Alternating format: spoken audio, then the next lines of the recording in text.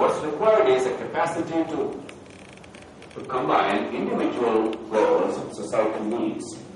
One is not at the cost of the other. The law is about societal needs. Individuals resist because either by temperament or by stupidity or by extreme selfishness that does not allow them to see beyond diagnosis. Ultimately, it's not selfishness, it's stupidity. If I don't see that boy getting proper health care, that mosquito being eliminated is good for me, not merely for him, then I'm not being selfish, I'm being stupid. Oftentimes, this stupidity and this selfishness and this short-termism and this urge for instant gratification, all this does not allow us to see beyond our gnosis. Then somebody must force us to see beyond our gnosis. Because if everybody, my friend, is moral and virtuous, if everybody acts according to what is right in society, you don't require a government, you don't require a society, you don't require laws. But the truth is, there will never be a time, and there was never a time, including in Kruta Yuga, when everybody was a saint. We are all capable of being saints if possible. Man's inclination to injustice makes democracy necessary. If there is no inclination to injustice, you don't require laws. If there is no propensity to justice or capacity to justice, you cannot really make a democratic system work. Both exist. And therefore, you require human beings to be converted, you require human beings to be coerced. Law is about coercion, and democratic discourse is about conversion. Both coexist. It's not one at the cost of the other. It's not chicken or egg. All I can say to conclude is what I started off with and what your motto says for this Felicity Festival. If you must question, and I'm glad you asked this question. Say, all of you guys, this doesn't apply to the girls, you're walking on the road outside IIIT. One of the girls from IIIT or elsewhere, a very beautiful girl, strikingly beautiful girl, is walking along the road. All of you guys will look at her. If anybody doesn't, either is pretending or there's something wrong with him. It is human, right? But if you're a good guy, you don't enjoy the visual form. If you believe in God, you'll praise God for giving you such a visual feast. But you will not go beyond that. Because if you go and cross that line, you know that your mother and sister back home, they have no safety. They have no security. That if I allow my instant desire, if I allow that a free rein, then I know that the society cannot function. You may not think so carefully, as his heart says. Somewhere something tells me that, look, if I cross this line, it simply is not sustainable. These are the good guys.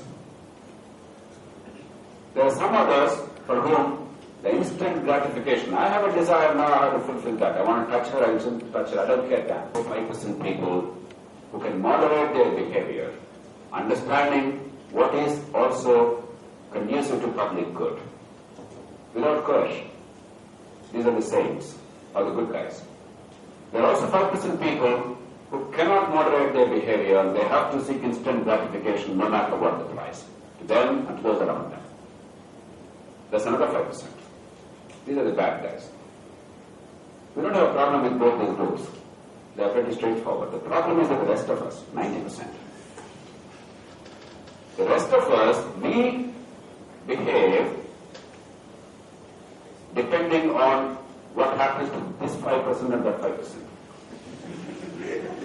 Supposing the 5% good guys, now they graduate here and then go and join some firm or a government and try and do a decent job, try and make a decent living, but there's no great living, and life is a difficult thing, and because they maintain their sense of values all the time, they're humiliated, they're hurt, they're transferred out every 3 months or 4 months, and there's a deep degree of pain that they have to endure.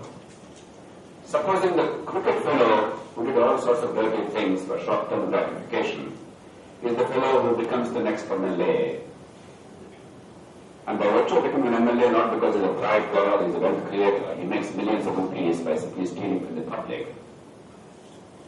And he comes and presides over the very agency that you are working in. Or you become a lecturer in this, professor in this institution, and this fellow becomes a chief guest for your function. What's the message you're sending to the world, the rest of the 90%?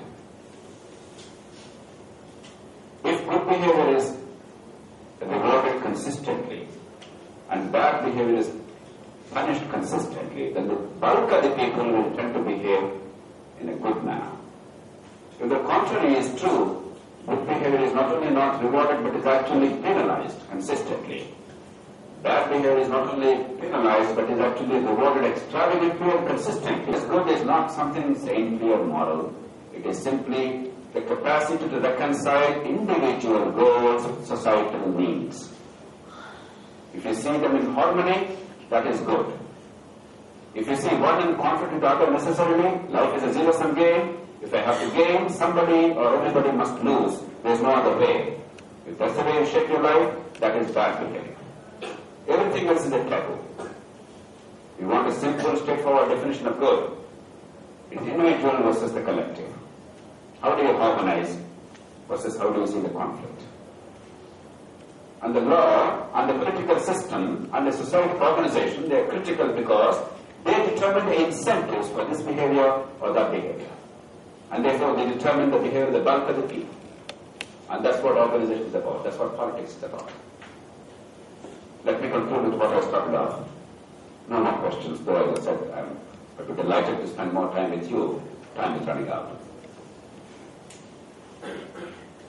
Never lose your sense of optimism. You have everything to live for and fight for. We have seen the vicissitudes of life and the agonies and the traumas of bringing about change in this country. The triumphs and the tribulations. And sometimes the worst of human nature. At the same time, we are privileged to see the best of human nature. There are times some of us may despair. But believe me, in 2009, you live in a much better world and much better country than we grew up in 1960s or 1970s.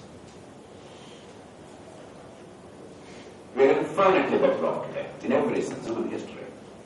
You have the resources, you have the knowledge. We only have to acquire the will and the skill. And you can do that because you inherit the best from us, and you have done more than us because you stand on our shoulders. Mankind has this unique gift of learning from the past. Charles Darwin was an extraordinary man then, but his own great gift knows today as much as Darwin did. And more. That's the gift of being human. That's the gift of learning. That's the gift of communication. You don't have to repeat those mistakes or that painful process to discover every time. You acquire everything somebody else has discovered, or all mankind has discovered. And every bit that you add is an additionality. And that's why you are greater than Gandhi's knowledge is about. That's what being human is about. And that's why I'm so delighted with the motto that you've chosen for this festival. Take that to heart. Have the sense of confidence as human beings, as citizens, as young people, even as we are all cognizant of the mortality that we're all prone to, even as we all know human limitations as individuals. Remember at all times the infinite opportunities and capacity.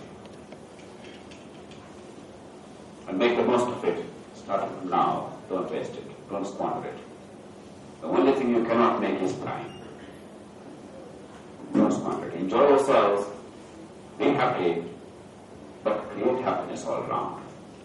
Learn to harmonize individual goals with societal needs. But do not do it as a chore.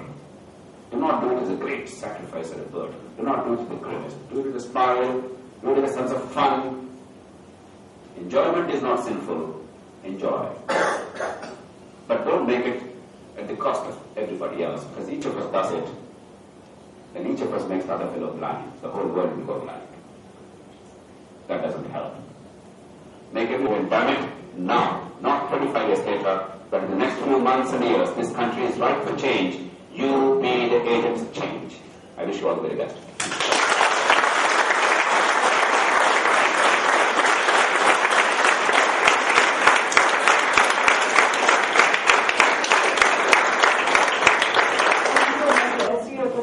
I want to meet